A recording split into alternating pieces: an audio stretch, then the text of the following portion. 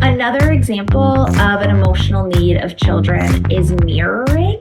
So again, that's kind of a fancy therapy term, right? We're not actually talking about like having a mirror in the room. It's not what we're talking about, right?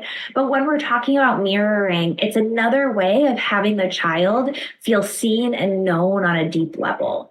So, for example, if a child kind of is looking down and feels kind of shy about something, mirroring might look like the parent or caregiver saying, "Hey, buddy, there's something about this situation that doesn't really feel right to you. Tell me more about that. I can tell kind of by your face that there's something about this that feels kind of tricky," right?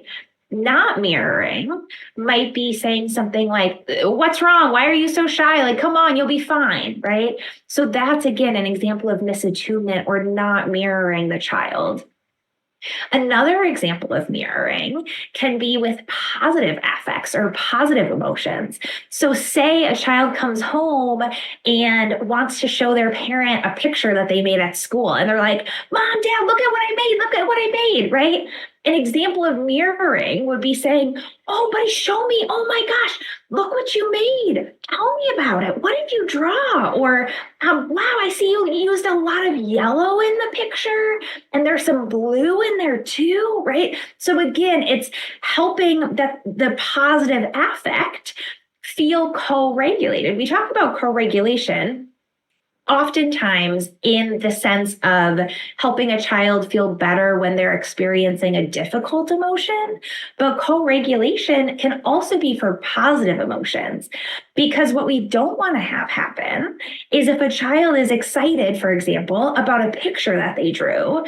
We don't obviously want a parent or caregiver to say, like, "What, this picture's not that good anyway," or, "Buddy, I can't worry about your picture right now. Like go tell somebody else," right? Or, "Wow, all you did was draw a picture at school? Like, you didn't do any math homework? Show me the grade that you got. I don't care about this picture," right? Those would be examples of not providing mirroring. Okay.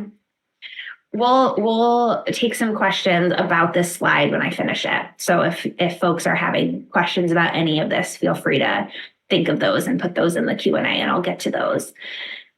Rupture and repair. So when I am working with parents, this is a concept, really when I'm working with anyone, but especially when I'm working with parents, this is a concept that I love to talk about because it is so hopeful. And oftentimes when I'm working with parents, especially really good-hearted, well-meaning parents, parents will say to me, "Katie, I'm so worried about screwing up my kid," or, I yelled at my kid that one time. Like, is that going to make them have like horrible relationships for the rest of their life? Like, are they going to resent me forever?" Right? There can be so many worries that parents and caregivers have over feeling like they need to be a perfect parent.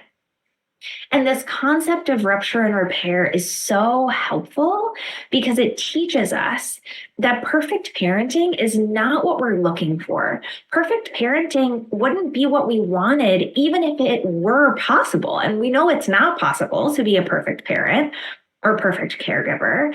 But even if it were, it wouldn't result in the outcomes that we're wanting. It wouldn't actually lead to the most secure type of attachment.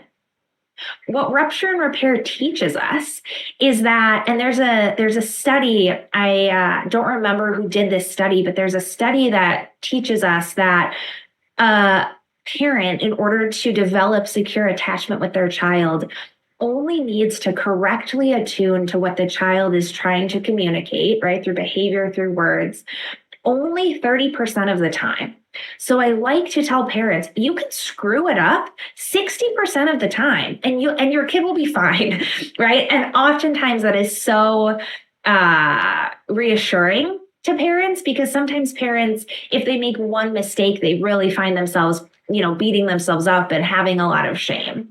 And so what rupture and repair teaches us is that perfection is not what we're going for. What is most important is that when there has been a rupture in the relationship, and a rupture might look like the parent not accurately attuning to what the child was communicating. So maybe the child was really upset and maybe the parent yelled at them.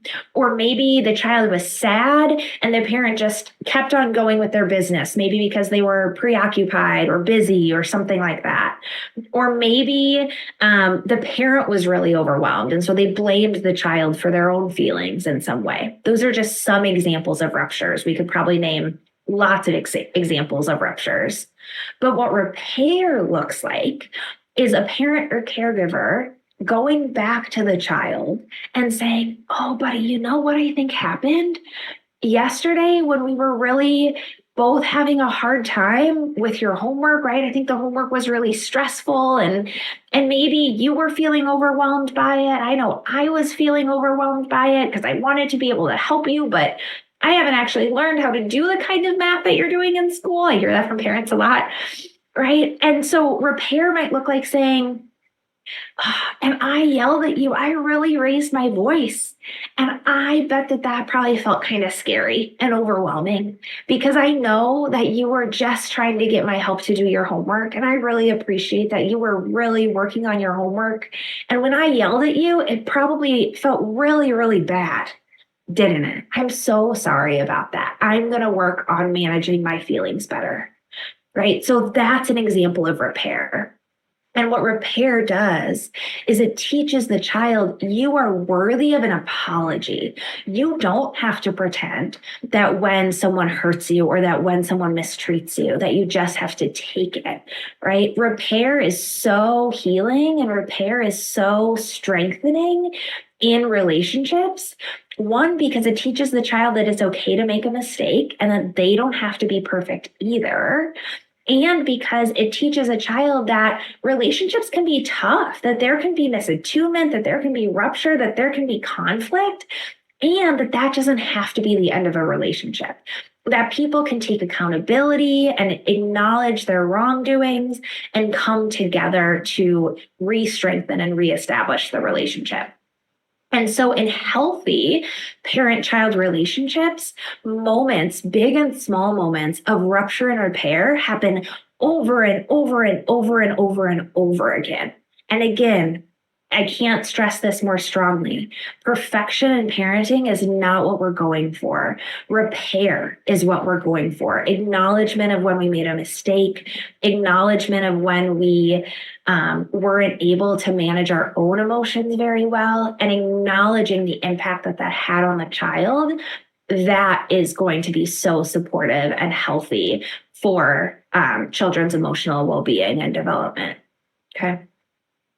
Attention and attunement, right? So that's basically what it sounds like. It's helping the child feel like they matter. Like it actually matters that you exist in the world. You are not something that is a burden to me. You are not something that I have to shoo away, right? What you are thinking, child, and feeling, and your dreams and your wants and all of who you are and your unique individual nature, that is something that I want to get to know. That is something that I want to uncover, right? If a parent or caregiver can help their child feel that way, that is so supportive to the child's development, right? So again, attention is what it sounds like. Attention might look like taking the child to do special things. And it doesn't have to be things that cost a lot of money. It might be just having 5 minutes of individual parent or caregiver and child time.